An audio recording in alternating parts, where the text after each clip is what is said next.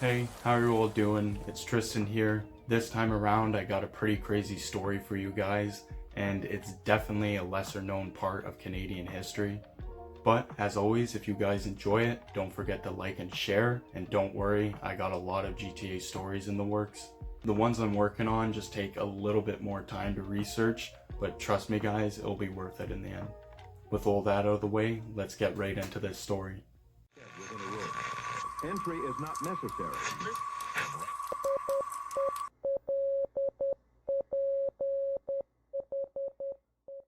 You'd be forgiven if you've never heard of the MK Ultra trials, mostly because they're already a pretty obscure part of history in general. Mainly because it's not necessarily something the American government wanted documented and put out there. Regardless, MK Ultra would come to light and it would shock the public not only in the United States but here in Canada due to the fact of how many human rights were broken and also just the fact that the American government was administering LSD to people. And for a certain period while these trials were going on, LSD was actually an illegal substance. Just in case you've never heard of Project MK Ultra, I'll give you a quick rundown. It'd be a series of illegal human experiments carried out by the CIA. Not only would agents conduct experiments themselves just by administering LSD out in public, where apparently they would actually slip it into people's drinks at nightclubs to see the effects, but it would also be carried out by doctors and scientists that were subcontracted by the CIA. And the information from these experiments were extremely important to the American government because the Cold War would actually be going on at the time, and Russian spies that had infiltrated American borders could be captured and interrogated and possibly brainwashed to reveal more information than they wanted to. During the MK Ultra trials, doctors would put patients without their permission under electroshock therapy, administer LSD to them, and sometimes this would be used in correlation with sensory deprivation. But doctors wouldn't just stop there, they also used hypnosis and other techniques on people to see if they could brainwash them. And apparently lobotomies were even performed during these experiments as well, so it's some pretty dark stuff. And you're probably wondering how these CIA experiments even made its way into Canada, but what's really shocking is here we actually played a really key role, because the CIA would contract a doctor known as Donald Ewin Cameron.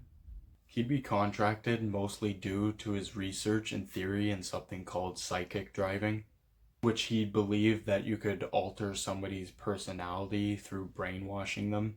And the methods he used were pretty fucking brutal, and he would subject over 300 people to these experiments, which were all carried out under the Allen Memorial Institute, which was underneath the umbrella of McGill University.